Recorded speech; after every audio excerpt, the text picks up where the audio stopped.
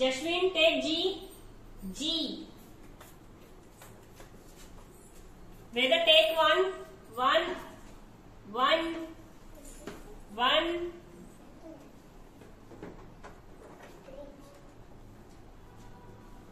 Yamini, take three.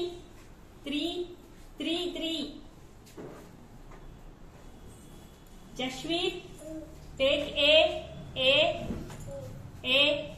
Take it. A.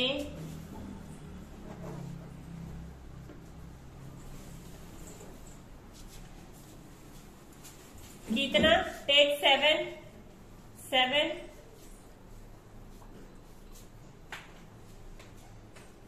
Cherry, 2, take 2. Come. 2. Where is 2? Take it. 2. Very good. నమస్తే పిల్లలు. ఈ రోజు మనం బంధుత్వాలు గురించి తెలుసుకుందాం. అర్థమైందా? అమ్మ వైపు అమ్మ అమ్మని ఏమని పిలుస్తారు? అమ్మ వాళ్ళ నాన్నని, అమ్మ వాళ్ళ అక్కని పెద్దమ్మ, అమ్మ వాళ్ళ చెల్లిని, అమ్మకి అన్నయ్య గాని తమ్ముడు గాని ఉంటారు కదా, వాళ్ళని పిలవాలి.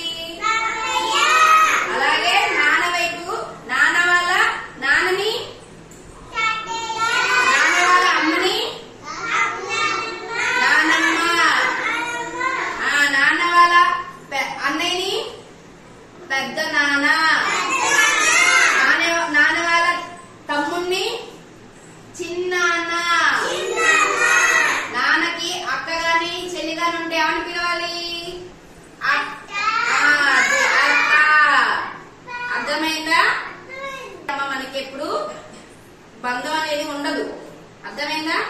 ఇట్లా మనకి వరుసలు ఉన్నాయి కదా, పెద్దమ్మ, పెద్దనాన్న, నాన్న, అత్త, మామ అని ఇలా పేర్లు పెట్టి అట్లా పిలుచుకోవాలి. బంధాన్ని బంధుత్వంగా పిలుచుకోవాలి. అప్పుడే బంధానికి బంధుత్వం అనేది ఉంటుంది. అర్థమైందా? ఇంగ్లీష్ లో ఆంటీ అంకుల్ అని పిలిస్తే బంధుత్వాలు ఏమైనా అనిపిస్తున్నాయా? లేదు కదా. అర్థమైందా? ఆంటీ అంకుల్ అంటే ఒకటే పదం అయిపోతుంది అందరికి. అర్థమైందా?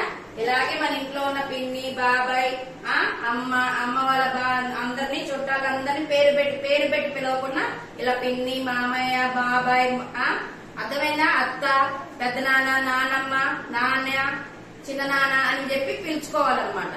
అర్థమైందా? శుభోదయం పిల్లలు. ఇవాళ మనం ఎలా ఉండాలి అన్న దాని గురించి తెలుసుకున్నాం. ఏం తెలుసుకున్నాం? మనం ఎలా ఉండాలి ఒకసారి చూడండి. ఈయనెవరు? ఈయన గౌతమ బుద్ధుడు. జీసస్. ఈయన అల్లా, సాయిబాబా. వీళ్ళందరూ మళ్ళాగా మనుషులానే పుట్టారనమాట. కానీ వీళ్ళు చెప్పిన విషయాల వల్ల, వాళ్ళు చేసిన మనకి సందేశం ఇచ్చారు కదా, దాని వల్ల వాళ్ళు దైవంగా మారారు.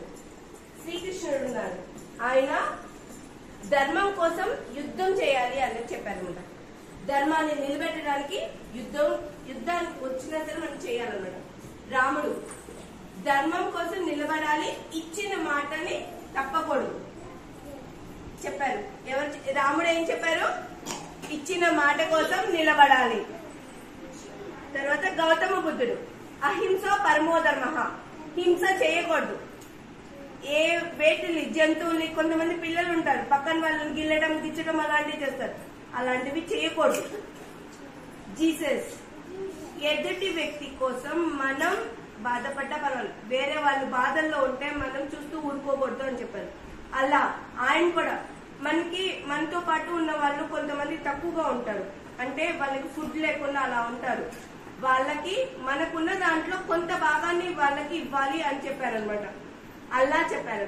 దాని తర్వాత బాబా, సాయిబాబా, ఈయన ఏం చేసేవాళ్ళు అంటే భిక్షాటన చేసేవాళ్ళు.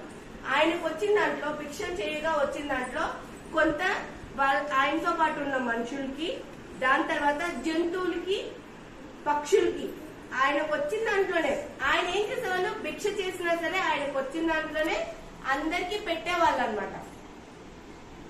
అలాగే వీళ్ళందరూ భగవంతుడిగా మారారు. ఎందుకు మారారు? వాళ్ళ ప్రవర్తన.